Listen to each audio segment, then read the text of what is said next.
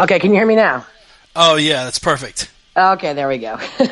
Cool. Thank you so much for coming onto the show all the way from Tokyo, Japan. How are you doing today? I'm doing very well. I'm speaking with Jake, yes? Yeah, this is Jake. Yeah, how you doing? How's Chicago? Good. Actually, I just recently moved back from Chicago to Florida. That was the one thing I had to change looking at those questions. Oh, but, my goodness. So you have a slightly different weather than what I expected you would have this morning. Way different. Yeah, in Chicago, it's like 20 degrees. Here, we're doing fine at 60 or 70. It's perfect. Oh, perfect. And really quick, is it Lenne or... Lenny. Oh, my goodness. It's Lenne. Lenne Hardt. Lenny, all right. I thought it was Lenny, but I wasn't sure. I know one other person with the same spelling, and they actually go by Lenne. So I guess it's not phonetic. It's actually short for Lennell. So it's just it was my mother's way of abbreviating the name Lennell, but we say Lenny. Yeah, right. It's Irish, so it should be Lenne, but Lenny is easiest. Yeah, how is the weather over in Tokyo? Cold. We actually had another snow warning this morning, but it wound up not snowing. We had snow for the first time 2 days ago here, and it's stuck. It's stuck for a long time. It's not usually a snowy city. So Hey, Lenny, this is Chris, the co-host. I just want to thank you for coming on. I appreciate it. Huge fan. Been listening to you for a while, so thanks for coming on tonight. Appreciate it. No worries, Chris. Nice to meet you. Nice to sort of meet you. in a roundabout way, right? In a roundabout way. For sure. Cyber meet, I guess is what they call it now. Exactly. Before we get into your career, there's some big cultural gaps between what you would experience here in America and where you live now in Japan. Can you kind of walk us through the biggest differences between the two countries?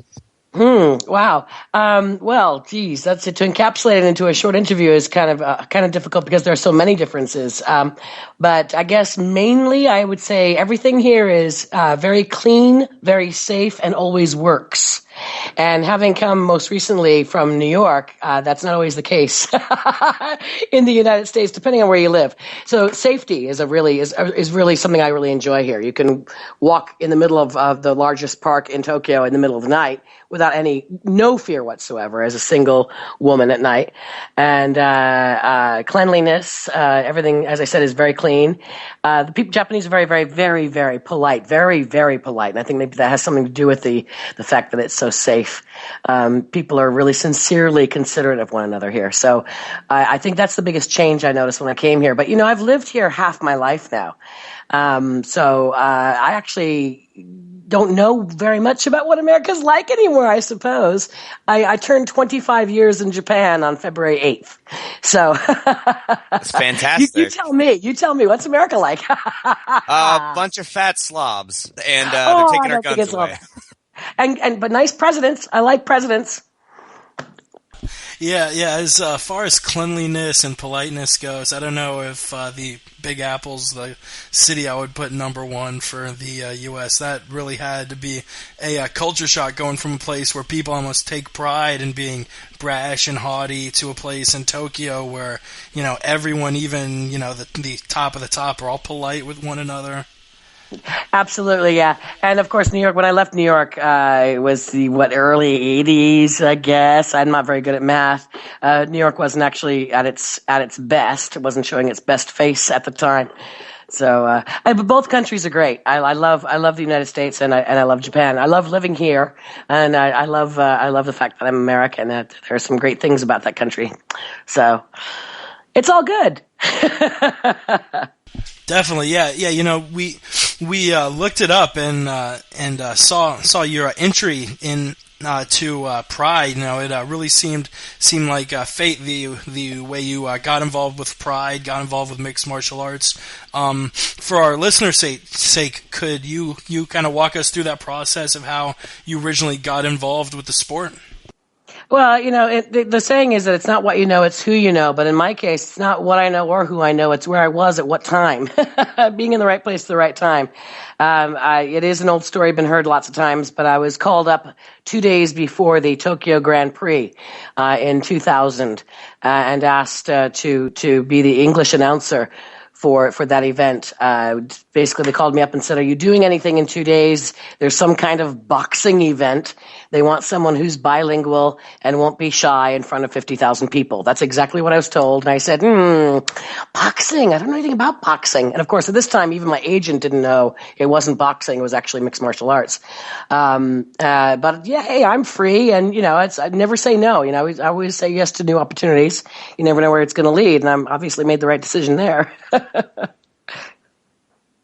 Yeah. Just God, that must have been crazy from going from I think it's boxing, I'm not sure what it is, to being in front of a giant arena. What was it like? Was that your first time you had done a performance in front of a crowd that large?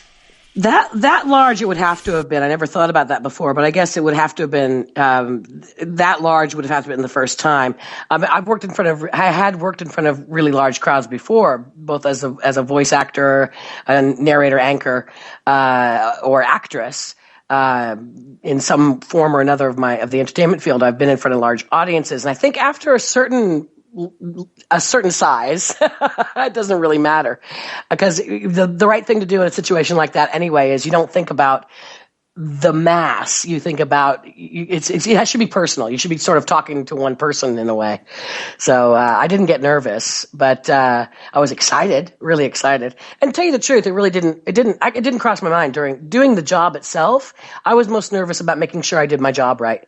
I didn't really think about the size of the crowd, to tell the truth. Wow. So all of those calls, you probably with all those shows probably did over 10 million people in crowds. You never got nervous once doing all of those calls? Well, as I say, you worry that you don't want to make a mistake. You worry that you're going to do a good job. If there are unknowns will make anyone nervous in any situation. The first time I went skiing, I was nervous because I didn't know what I was doing. After the first time or the second time, once you feel like you kind of have a grasp of what's expected of you and what you can expect of yourself, you can proceed with more confidence. Anything new is always a little bit scary, but nervous because of the crowd. No, not that. I was a born show off. Oh yeah. So what you're saying is that it's calling Pride events, being the announcer was kind of like sex. First couple times you're a little nervous, then after that it's smooth sailing. Sure. Yeah. Funny you should mention that, because have you ever noticed when narrators, live events, they don't usually use these because they like to pick up the background noise. But sometimes if you watch people recording in a studio, you see an MTV and they show a studio shot or whatever, and they've got sort of this, it looks a little bit like an afro cover on the microphone. It's this black fuzzy cover on the microphone. And we call those mic condoms. So in a way, it goes around. It does, right? And the other thing we call them is sometimes there's a little screen in front of a microphone too. And we call those, because when you can pop your P, and if you pop a P when you're saying like people, it can really snap. I'm sure you guys know, working in radio here, working in your podcast, it's an unpleasant sound over the airwaves. So we put a little screen, literally like the kind of screen you might have on your back door in Florida. And we call those Papa Stoppa. and it means to stop the P. So I guess there is some correlation between sex and doing Pride. Sure. Why not? There you go. Hey, just a crazy analogy there. Those pop shields are key. We worked it in somehow, so don't worry, guys. We got it there. Oh, yeah. And as far as Pride goes, I myself originally got started with the UFC in about 2007 as far as watching it, being a fan. And eventually, I think a couple of years later, I finally caught Pride, and I was so captivated by, just it was spectacle. It was ferocity. It was full of just crazy intense moments, not only in the locker room, but you doing your part and announcing them, coming out, plus the fights themselves. Pride had a litany of great moments. Are there any that really stand out to you as far as an event, or at least one fight that gives you the chills when you think about it? I get asked this a lot, and I'm really sorry. I'm sorry to say only that I'm not really sorry to say that I can't say that there's one event that stands out. I don't feel bad about that. I just feel bad for your listeners and for you guys because, you come up with these really great questions. But quite frankly, no, because I've been doing this with mixed martial arts in general now for 13 years. And it sounds like a cop-out, but I swear it's the truth. There are so many great moments. There is no one that you could say, well, this was the most fantastic moment, because new great moments are happening all the time.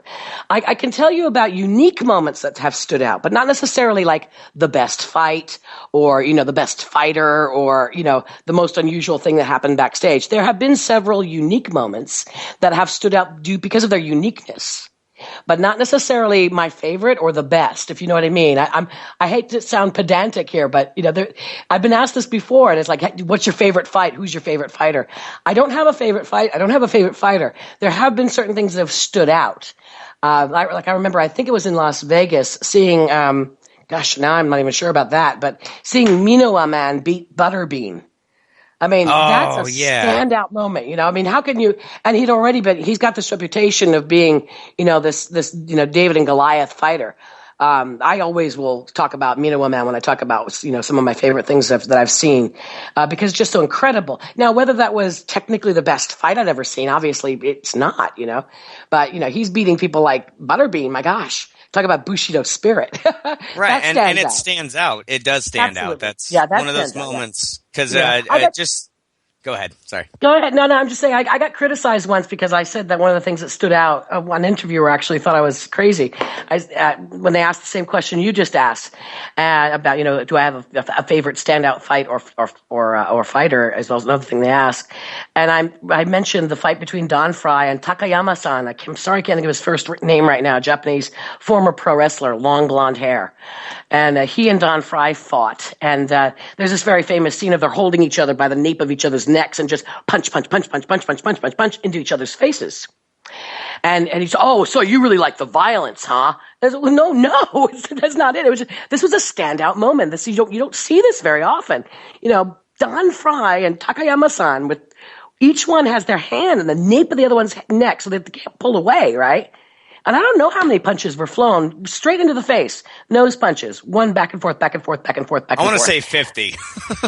It was incredible. It was really incredible. Now, did I think it was great fighting? No. But certainly, obviously I remember it. I'm talking about it now, how many years later? At least 9 years later. So standout, very standout. Right. And that is pure heart, pure warrior spirit, and as they say where you reside, pure Bushido. Now, kind of moving on past that, behind the scenes, the UFC is a well-oiled machine. Joe Rogan is famous for saying that it's like a traveling circus, but they really have things dialed down. I'm sure that Pride, the behind-the-scenes moments, you must have experienced some crazy things that our listeners would be interested in. So, I mean, kind of give us one moment or a breakdown of how it worked, because I certainly don't know how Pride was produced. So could you kind of walk us through that? Okay, I have to say that Joe Rogan is not the only one who works for a well-oiled machine. I wouldn't compare Pride to a circus, but both Pride and Dream and ONE FC, who I'm currently working for now, and other organizations I've worked for, it's not that crazy behind the scenes. The big unknown are the fights themselves. It's our job to make sure that nothing else is unknown, that everything else is so predictable, so well rehearsed, so well put together that things don't happen. And I actually don't have any really good backstage stories to share with you. I've seen some things, heard some things that it's not really my place to comment on, and I wouldn't do that. I could gossip. But as far as the production itself, as far as I don't know, wheels coming off trailers as they're pulling in major expensive cameras and stuff, it just doesn't happen. And the Japanese are really famous for being very well organized, very well rehearsed, and very well prepared. And part of that is because everybody takes pride in their job, no matter how small or large that role may be in the event. You could be the guy that's going around taking tickets. You could be the guy that's following the cameraman around, making sure he doesn't trip on his wire. Everyone is a pure consummate professional. And whenever I've worked within the Japanese industries of any kind, and traveling to America with pride as well, working with the Japanese, there's never a problem. It's smooth as glass. There are some difficulty working with ONE FC because we take it from nation to nation. So there are some things that go wrong. But as the kind of things that you want to hear, like, oh, well, so-and-so did such and such to so-and-so, or, ambulances showing up because somebody got punched in the face it wasn't supposed to be. I have stories like that aren't really my place to tell anyway. So, Sure. And even if they were more prevalent, but they're not. They're just not that prevalent. So boring answer, but the truth is no. You know what? I don't find it boring at all. It is totally nice to get some insight from someone that dealt with it, and was there. So you kind of just, you did answer the question in a way. It just like the UFC, a well-oiled machine, very precise, and it seems like they had their gig planned out, and that's good. That's some good information right there. Yeah, they know what they're doing. Yeah, there are dramas exist. Of course, dramas exist, but actually, that would be so petty and boring you wouldn't even want to hear about it. So right. Just some alpha male shit, right? Yeah, or female.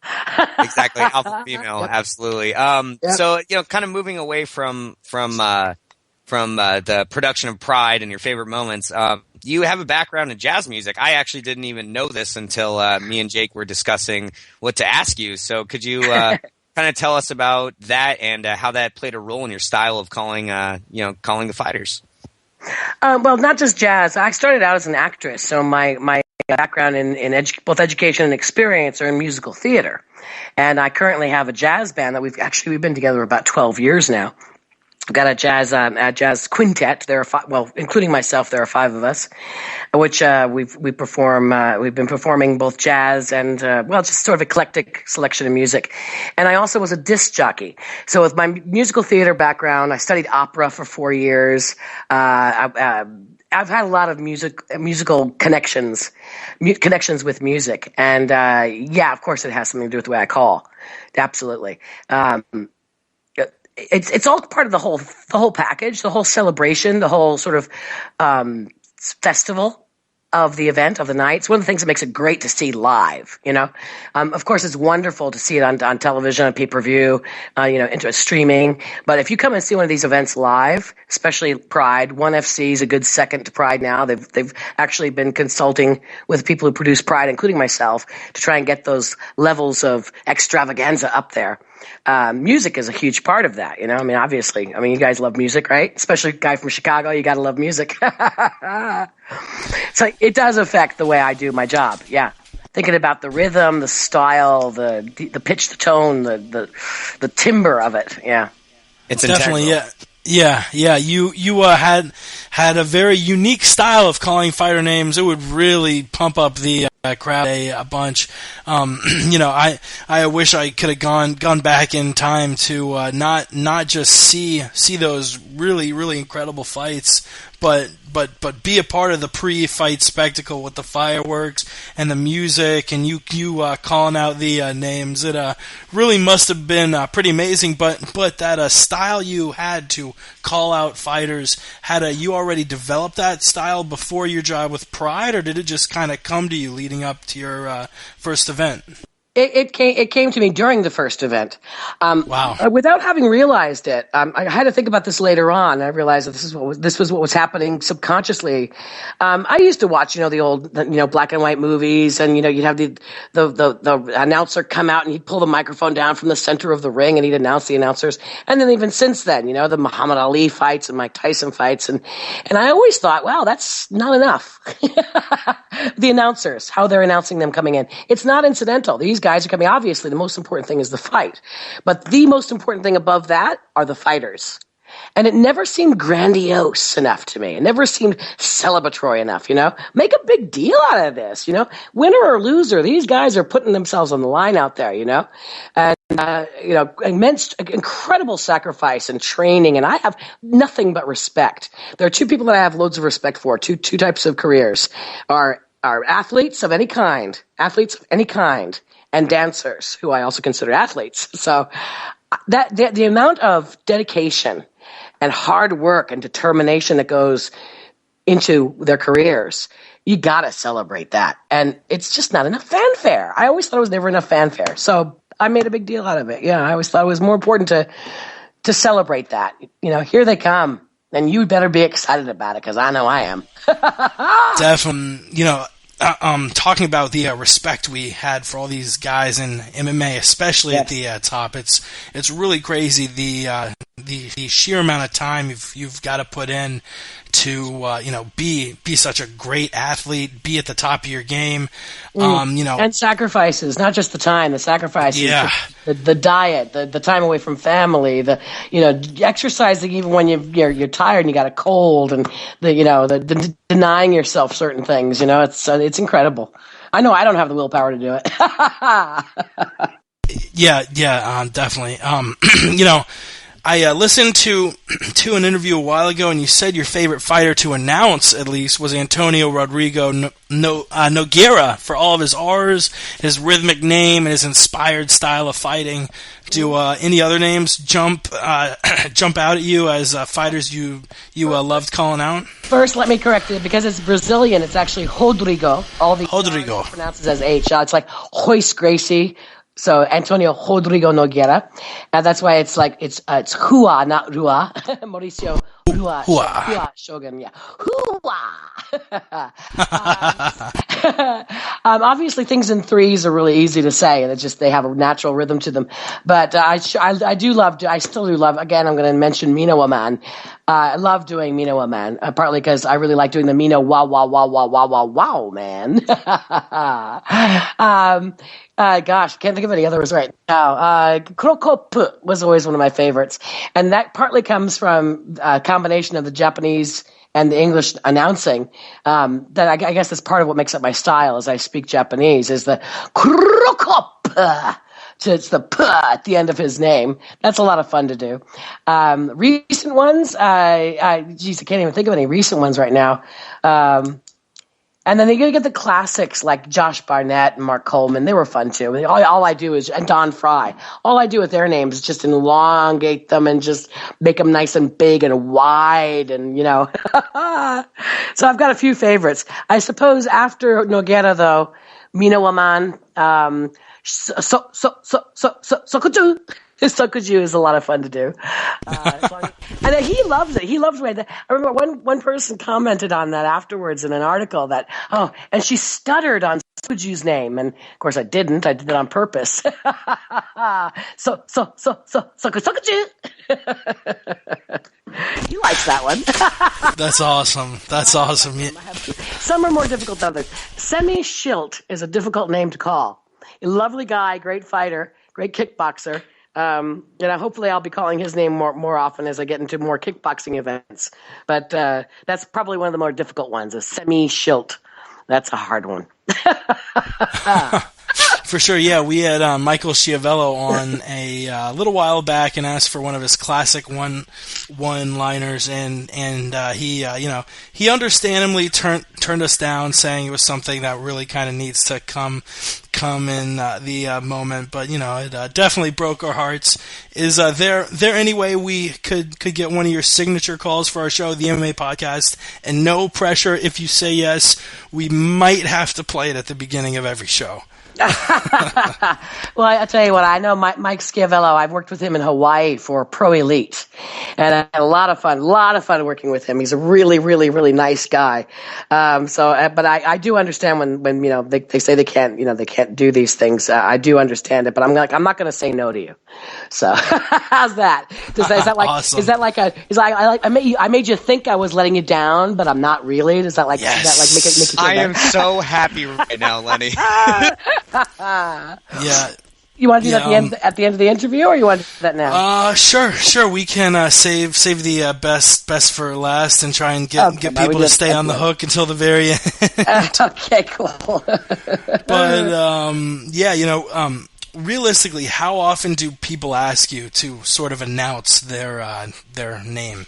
All the time. And I love it. I really love it. The only time it's really a bit of a problem is like sometimes it'll be like in a movie theater or whatever, it's like, call my name. It's like, I can't do that, disturb all these other people because in order to do it right, there has to be a certain amount of volume involved. I mean, I could do it really quietly, but that's not what they expect. I can do lots of different ways of calling your name, but what you really want is that sort of grandiose, high pitched, high volume, over the top call, right? And I'm not going to do that when I'm in the library, or on the crowded train or something, So I've had to turn people down once or twice only because of that, only because I don't want to disturb others around me. But that's one of the reasons why I did get asked this a lot. And I have actually done, I don't know what they call them in America. I hear they call it chaku mail. And it's sort of a pre-recorded thing. You can call your server. And it's sort of like if you want to download a song, it's what's that song that's really popular that even the Cookie Monster version of, You Call Me Later. Oh gosh, what's that song? But call me baby. What's that song? I think it's called Call Me Maybe by some Carly Rae Jepsen or something. Okay, you know far more than I do about it. But anyway, I'm ashamed. I'm aware. You should be ashamed. Monster did it. Isn't that sad? Okay. So it's you can get that put on your phone as your ringtone and stuff, right? Here they call that chaku mail. So you actually call up your server and you can pay, X amount of money and you can have that. So that they have my voice. There's a few different servers here that have my voice doing that. Just even things like saying, good morning or, and in Japanese, some of them are in Japanese. And so the joke doesn't translate that well, but there's certain things you can say in Japanese like, hey, moron, your phone's ringing. Can't you hear it? That kind of stuff. Right? So it's called chaku mail and you can do that here. So that happened a couple of years ago. They recorded my voice for that. It took days to do it. And boy, I didn't have much of a voice after pages and pages and pages and pages of things I read for them. And then there's another version that's actually an MMA version, which is just your name called MMA style. That's here in Japan, and that's with a local carrier. So, but people were asking me this as I would travel overseas, and just everyday people asking me to do wedding calls and stuff like that, birthday messages and stuff. So it's happening so frequently that what I did was I started my own service. It's not a service, it's actually a business. www.Lenne Hardt as one name, LenneHardt.com. So you can get, as I just mentioned, birthday messages, ringtones, answering machine messages, wedding calls, and stuff like that. So I was getting asked quite a lot to do that and started that service. So if anyone wants to do that, it's pretty cheap, and you can just do it online, and we send you an MP3 of it. You could pay via PayPal, so it's really easy to do. But I still get asked, and I'm like, if someone asks me, at a gig or on the streets or whatever, I just do it. I mean, I love it. I'm flattered. It's flattery for me. I think it's wonderful that people ask, like you guys. You really should love it, Lenny, because it's not only amazing and different, it's your own thing. But before I get to my next question, I for sure am going to go onto your website and have a alarm clock tone in your name to wake me up every morning. Wake the fuck up now! That's actually the ones here in Japan. Good morning. So like an alarm clock, right? So actually, recently on Facebook, someone said that they have they have a recording of me calling Alistair Overeem's name, and that's probably from the UFC Undisputed 2-3, whatever it is, the computer game, right? They probably recorded it off that, which is technically, by the way, illegal, but they recorded it. They recorded me calling Alistair Overeem's name and then put it on a loop, and they have that on their I don't know how, on their alarm clock, obviously on their smartphone, right, to wake them up in the morning. I said, wouldn't good morning work better? Because this guy's name's not Alistair Overeem, but it's obviously his favorite athlete. So I don't advise that people do that, because that's I don't own that. The people who made the EA games own that recording. So, careful. Yeah. Copyright shit right there. Yeah. A little bit of copyright stuff happening there. Yeah. And as I said, I don't own that. I mean, apparently I am copyrighted. My style is copyrighted. So fair warning out there to anybody who does want don't copy. Fuck with Lenny.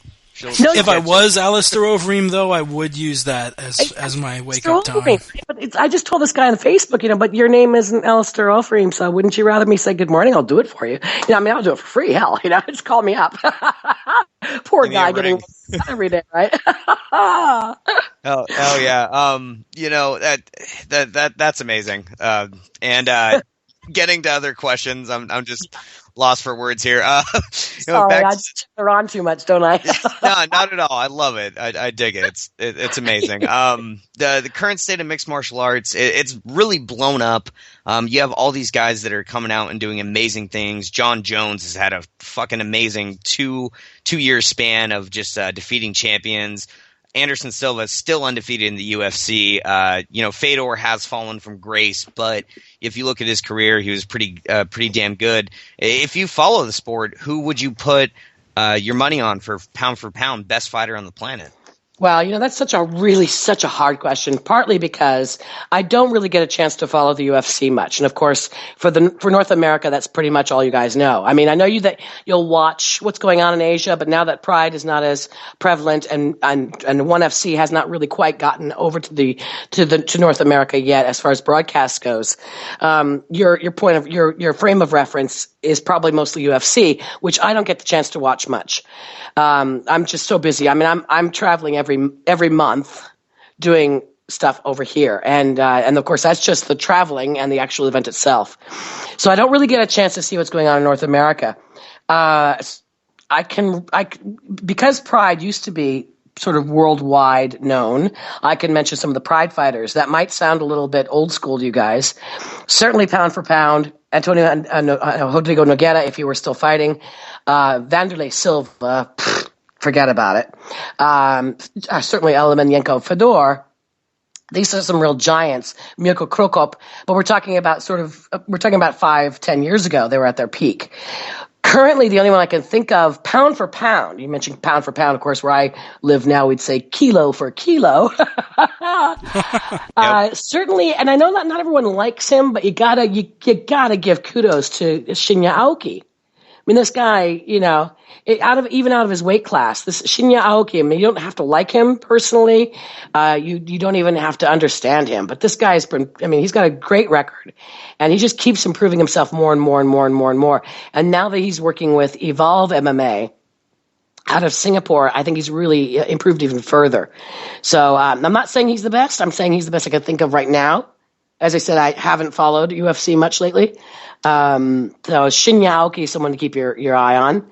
And I think Melvin Manoff, you're going to see some great things coming out of Melvin Manoff in the next couple of years. You're talking about overall, historically, the names I mentioned before. Fedor, Wanderlei Silva, Anderson Silva, though. I mean, I remember Anderson Silva when he was first starting out, and he's amazing. He's really amazing. For a while there, his nickname was the Spider. I gave him that nickname, and I remember I asked my director the day that I first called him the Spider, and I asked my director, "Do you mind if I say this?" Because it was a real last-minute decision. I was just about to call him into the ring, right? He said, "Yeah, cool, go ahead," because I thought he looked like a spider, right? And told him about it later on. I told Anderson about that later. I said, "Do you mind?" Later that night, and he said, "No, I think that's so cool," but I think the nickname got dropped. But Anderson Silva certainly impresses me as well. Did you really? Definitely. That is absolutely amazing because most people would say the greatest fighter around now is Anderson Silva, and he's definitely still known as Anderson the Spider Silva. Is he really? Cool. Very cool. Hey, congratulations, swear to God, guys, I actually asked him later on, "Do you mind that I called you that?" The same night that I called him that for the first time. So that's definitely mine. Wow. I didn't know. That's right. That is amazing. No, it's still used pretty often. I mean, I think his last win against Stephan Bonner when they were freaking out, they're like, "The Spider Silva wins again," or something. Oh, that is very cool. I'm really glad because he just had and it was just part of the style, the quality. He's this sort of slow, quiet, menacing, amazing. I mean, actually, he's not dissimilar in some of the ways he fights to Shinya Aoki, but of course he's like when I first saw Shinya Aoki fight, Aoki Shinya, it's what they call him here. When I first saw him fight, he was wearing these longish, bright yellow spandex pants. Yeah, and I'm really glad that I didn't do this. But I was almost going to do it. It was exactly the same situation. I asked my director if he thought it was cool, and I was just about to call him because he was always wearing these same ones. And I didn't call him the first time I asked about it. I didn't call it. And the next time I was like, okay, I'm going to use this nickname I thought of. And he came out in rainbow colored pants, so I couldn't use it. But I was going to call him Banana Pants. You should have done it, dude. You should have done it. Well, if he had been still wearing yellow, I would have. But because he was wearing these rainbow pants, so now he's just Aoki, which is, of course, getting the sound of I hope I didn't hurt your eardrums just now. Getting the sort of a howling sound out of his name. You made love to them. Yes. Well, one question actually, off the cuff. I know we kind of went through the questions earlier, but there's one thing I wanted to say and then ask you a question afterwards. You said that we probably just watched UFC. I myself have actually kept up with Dream as well as K1 until it kind of died out in Japan in late 2010.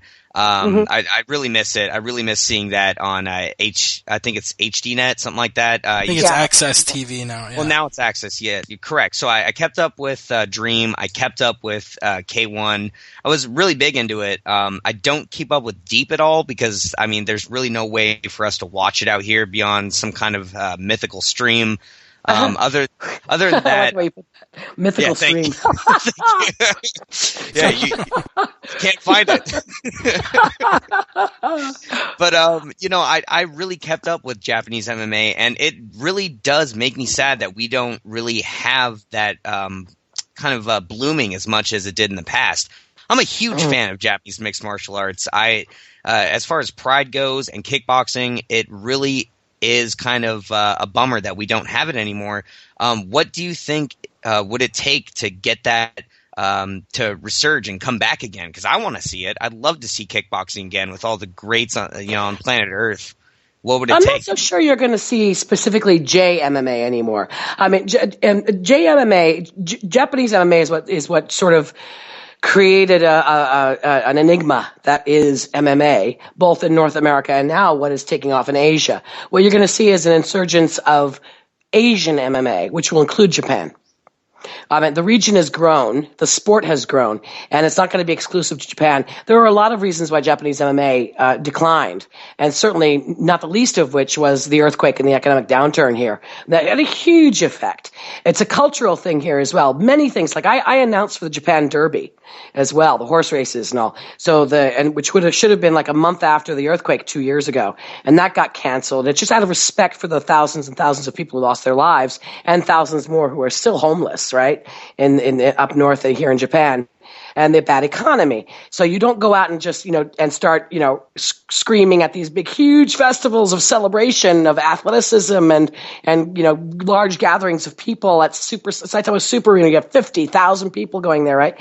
People are still fans, but there's not going to be quite that same amount of exuberance a year or two after a huge national disaster like the earthquake, particularly during an economic crisis.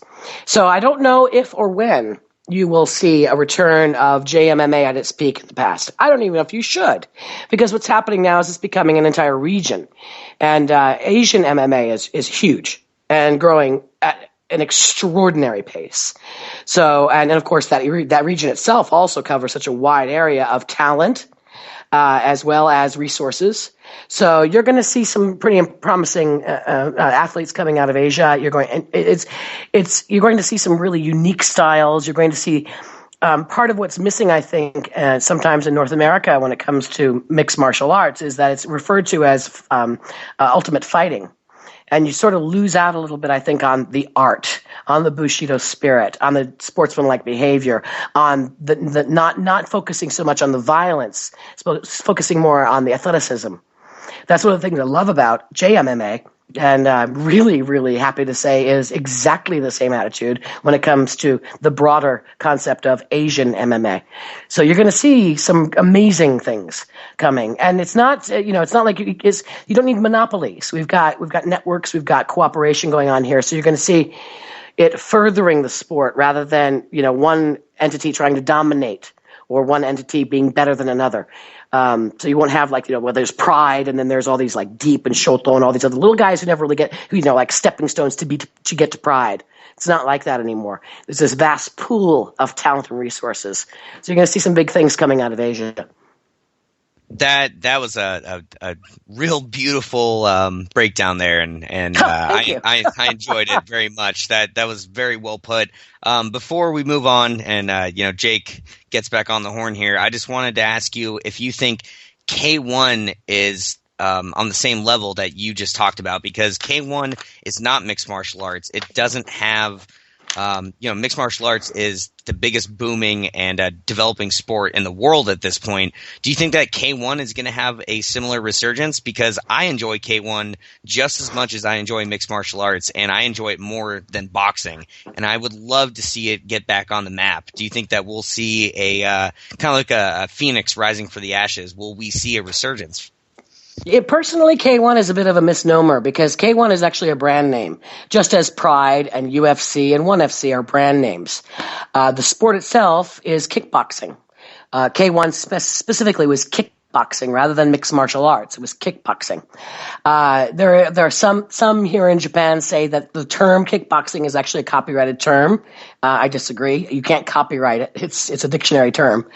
So you don't often hear the word kickboxing within Japan itself. But throughout Asia, there's a difference between kickboxing and mixed martial arts, only in that kickboxing is limited to kickboxing. Wrap your head around that one. I think that Glory World Sports and the Glory Sports International Group are going to be taking kickboxing to a whole new level. And that is very specific. It's, kickboxing is a really exciting sport. It's like saying boxing. I mean, mixed martial arts also includes boxing. It includes street fighting. It includes, all sorts of things. That's part of the joy of watching that, is watching these various athletes from these various disciplines with combined rules in a ring or a cage. Kickboxing is more purist. It's a more distilled version, distill it down to one essence, and it's kickboxing. That's what Glory is doing. And I think you're going to see some fantastic things happening there as well, throughout Europe and the United States of America, and possibly even into Canada. And I do know that they have just recently joined the ONE FC network as well, so they're going to be around in Asia as well. So if you want to be purist and just say, I want to watch kickboxing, you'll be able to watch that with Glory. No, I totally get what you're saying. I totally understand the differences. I'm sorry, I'll re-specify here. I meant the brand K1 itself, because K1 itself had an amazing brand, and they really had something going, and they've been trying to figure out how to restart it in different capacities, and it's been in limbo since the end of 2010. So what I was asking is, do you see that? Recently. I don't see it happening, but that's, I don't know. I only hear the industry gossip, and from what's being the buzz going around is that there won't be a resurgence, but who knows? And as I said, this more cooperative spirit that's happening here in Asia could help it. I think, especially if Glory has helped Dream. They bought the New Year's Eve show, so we had the combined Dream 18 and Glory 4 event on New Year's Eve at Saitama Super Arena. That could happen if there's an infusion of technical support and financial support. It could happen. Who knows? I can't say I can't see the future. So I don't know. The buzz right now in the industry, I haven't really heard much about K1 having a resurgence. I do hear a lot about Glory. I do hear a lot about Dream coming back to a certain degree at least. So kickboxing will be around. K1 specifically, it's anyone's guess as far as I'm concerned. Thank you. I'm really kind of surprised the American audience is having grasped on to kickboxing, because the biggest complaint you'll hear from an American fan, especially one who isn't that invested in the sport, sort of just one of these guys who happens to be at the sports bar when a UFC event comes on. Hell yeah! They always say, oh, what is all of this? Yeah, bro, come on, let's have another picture. Get the cage. Where are the chicks at, bro? Sorry. Yes. But most of them will say, they're grappling to too much. I don't want to see two dudes dry humping each other, et cetera, et cetera, et cetera. Like, you're not going to see any grappling in kickboxing. Yeah, it is really what these casual fans want to see. Okay, well, yeah. I mean, it depends. Okay, what do you want to do? You want to have entertainment or you want to have a sport? And different people want different things, and they're equally, entitled to what they want. If you want to see pure entertainment, you may not see as much integrity when it comes to who wins and who loses. If you want to see a really, purist sport, sure, they're going to be really boring times. That's one of the reasons why you need to sort of combine the two. And I think ONE FC is trying to do that. Certainly, Pride managed to do that. K1 managed to do it where, the no holding and only a certain amount of time on the ground for grappling. I mean, I remember when we got so many complaints for a while that because we let people grapple for too long in Pride. It took some adjusting, popularity and being able to perpetuate the sport and staying pure and true to the athleticism, it's a fine line, and you got to kind of walk that tightrope. I think UFC is very good about walking that tightrope, and well, let's say I think that they're very good at making it maintain entertainment quality. I think what might be missing in some of the stuff that you see in North America is more of the quality athleticism. I miss more ring sports, quite frankly, personally. It's a different sport, it's a completely different sport. There are things you can do in a cage you can't do in a ring and vice versa. In other words, the more you know about the sport, like anything, that you become a connoisseur of, the more you know about it, the more you're going to want to delve into it and find the higher, deeper, wider aspects of it. You know what I mean? Yeah. What do you have any theories on why kickboxing really hasn't taken off in the USA? Because I can't really figure it out. I don't think anyone's really tried. I mean, kickboxing as a spectator sport for competition, I don't think it's specifically really been introduced there. Certainly, mixed martial arts has. I mean, I call it UFC. I call it MMA, and I don't even know if the term MMA is really all that. Obviously, your podcast is called MMA, but does the average person who watches UFC even know they're watching MMA? Yeah, no. I mean, I've seen websites where the one guy interviewed me the other day, and on his site, and I'd actually honestly don't remember the name of the site or the guy who interviewed me.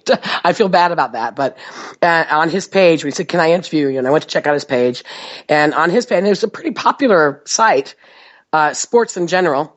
They didn't list it as MMA, they listed it as UFC. And that's pathetic. It's a brand. That's not. There's kickboxing. There's mixed martial arts. There's so many different. It's a new sport. It's in its infancy, really. I mean, if you compare it in terms to, say, football or hockey or hell, tennis, anything, it's in its infancy and it's just finding its legs. But I think we can all agree at this point there are various brands and various disciplines. MMA, by its name, is mixed martial arts. People of different disciplines in the same ring or cage working in combined rules.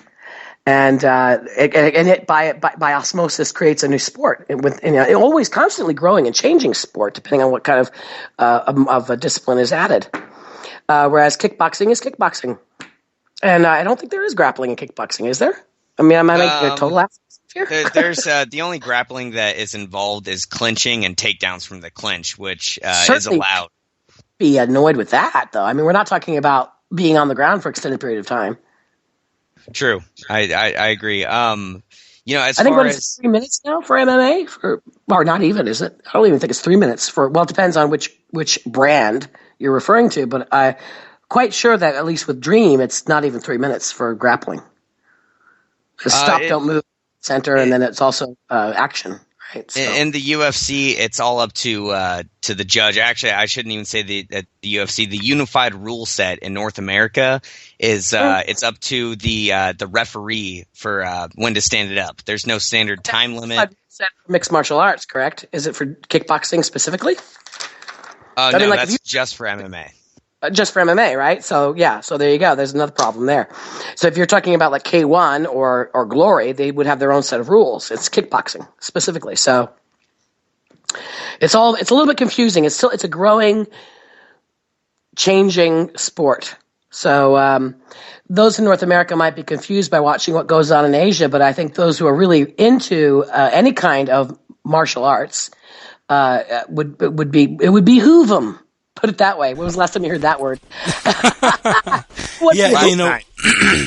One last mixed martial arts related question, yes, and it kind of comes back to the topic of your career, calling out fighters for the big shows like Pride, now ONE FC, obviously. You're obviously really happy in Japan, but if you were offered a gig, would you come back to America to announce fighter entrances in the UFC? Because I think a combination of yourself during the walk-in and Bruce Buffer in the cage might make me so pumped for a fight I'd just pass out right there. I have family in America. I am American. I have an American passport, an American accent, in case you hadn't noticed. And I would love to come and do some work in the United States, purely based on certain contractual constraints. Probably I couldn't currently do anything for the UFC. I also really doubt that they would ask me. I mean, they're very proud of being their own thing, and I don't blame them. I'm like, even when they come here, and you know, I mean, I would love to have done. Hang on, there's a Vanderlei Silva fight coming up, isn't there, in March, isn't it? I think he's fighting Brian Stan in Japan. Yeah, I mean, like, Vanderlei Silva is literally a personal friend of mine. I mean, I know people say a close and personal friend, but he's a personal friend of mine. I would freaking love it, and the crowd here would love it, for me to do his entrance call. Even that, I would have to make sure is not against my contractual obligations that I already have. There is, despite as much as across the aisle handshakes and people try to get along, there is a certain amount of tension between what's going on in North America and what's going on elsewhere. There's a lot of competition. I don't get involved in any of that, so I doubt very much that I would be asked. But there is tension. But if I were asked, I would try to be there, put it that way. I have nothing against the idea of doing it. I probably will be coming to the States with other organizations that I'm involved with. The likelihood of me working with the UFC is pretty slim, I think. I happen to, by the way, be a friend of and a big fan of Bruce Buffer and Michael Buffer. I think they're great. And Jimmy Lennon Jr. I think they're great. And Mike Ciavello, they're really cool guys, and we all get along. I mean, we're always like sending each other Twitter messages and stuff. There's no animosity or sense of competition or anything, as far as I know, between us. It's all about just the sport. So if the opportunity were to arise, and it would be okay with everyone involved and no hard feelings and no contractual issues and all, I would be there in a flash. Well, there's the short answer that you were looking for. Yeah. Whether it was you just the edit all the other shit out, okay? Whether it was UFC, Bellator, whatever, that would definitely be really cool to seeing you calling for domestic fight promotions. I would love to do it. I mean, and my style is very specific. I don't know how. I'm not sure. I'm very unorthodox. I'm not traditional, and I don't know how that would go over. But people thought it would. I know I have a lot of fans in North America, but I suppose some people would prefer a more orthodox style. Who knows? Put it this way, I wouldn't change the way I do it.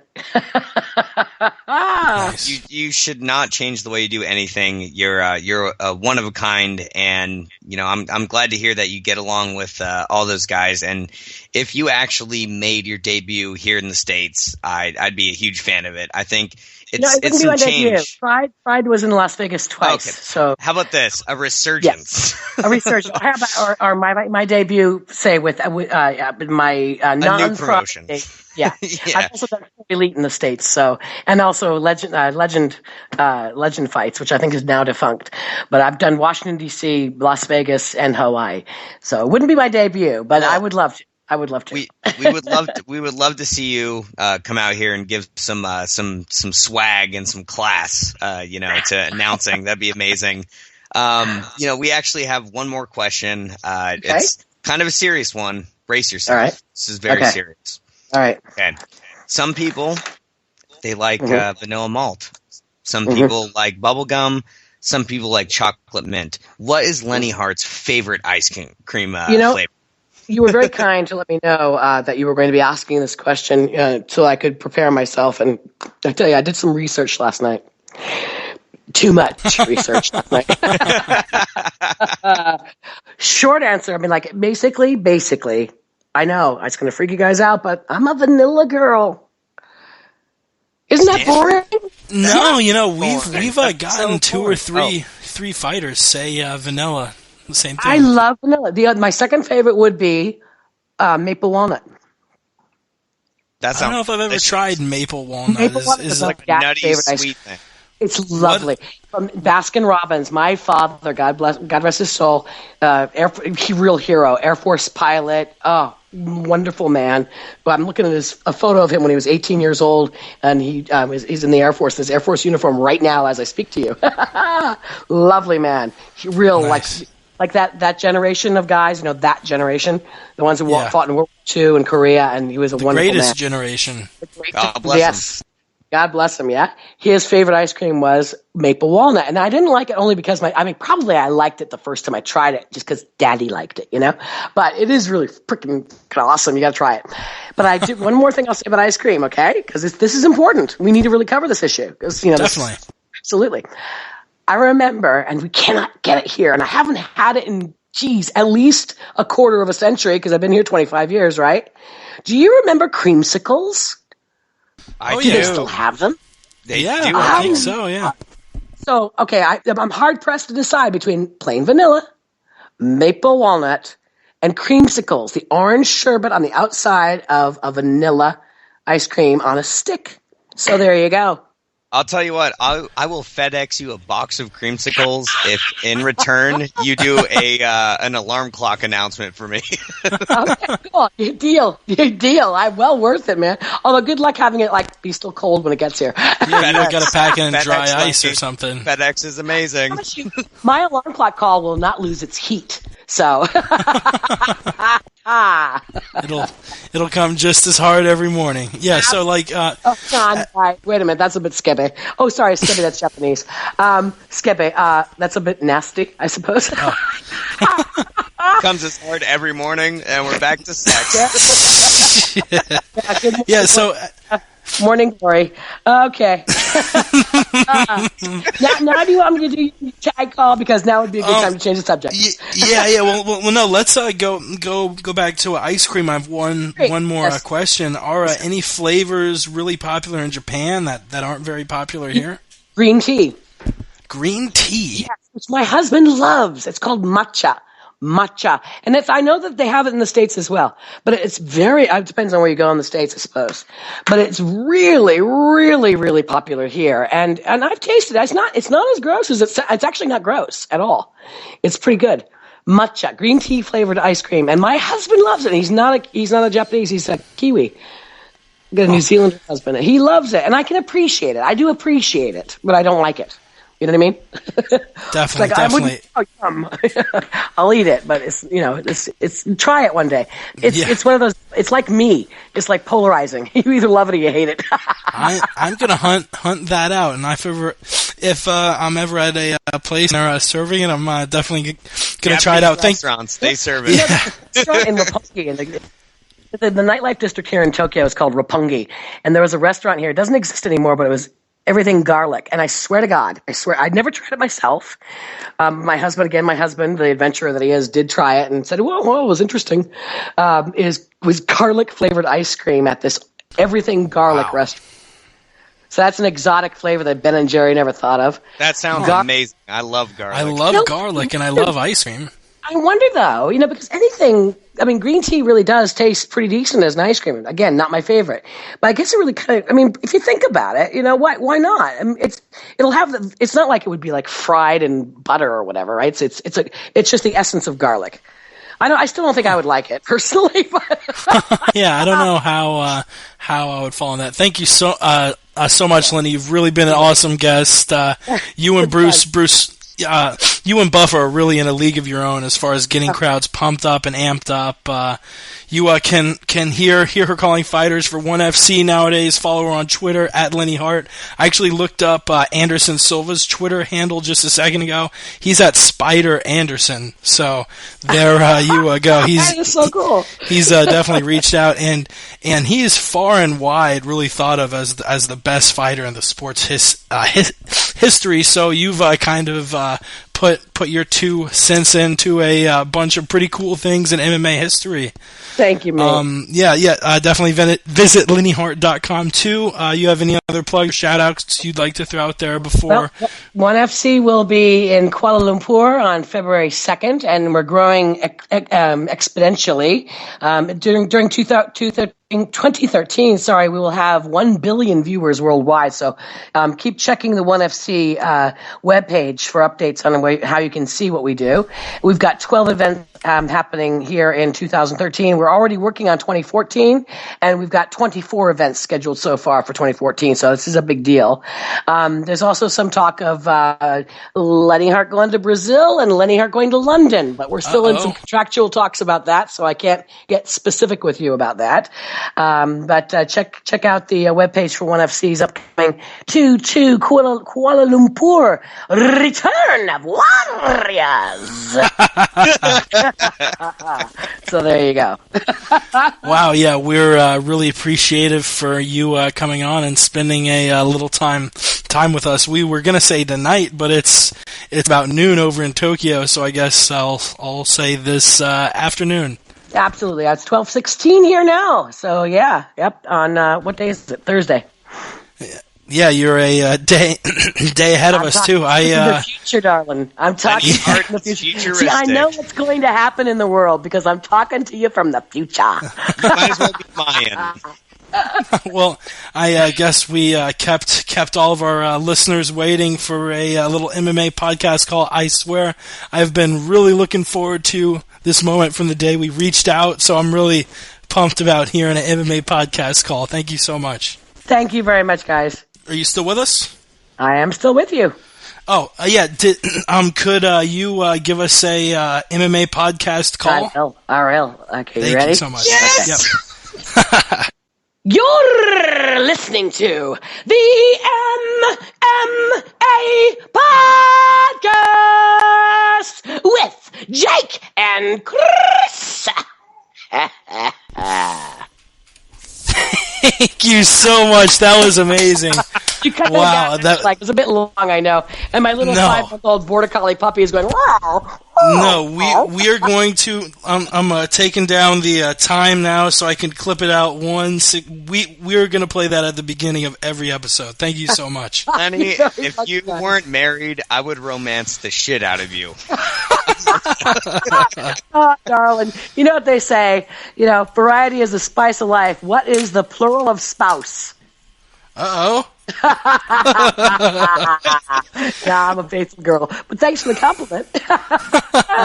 Thank you so much for coming on. And you were a really funny interview. A really fun interview. We'll definitely try and speak with you sometime down the road again. Thanks for hanging out with us. You take care, guys. Have a good evening. You too. Night. Bye-bye.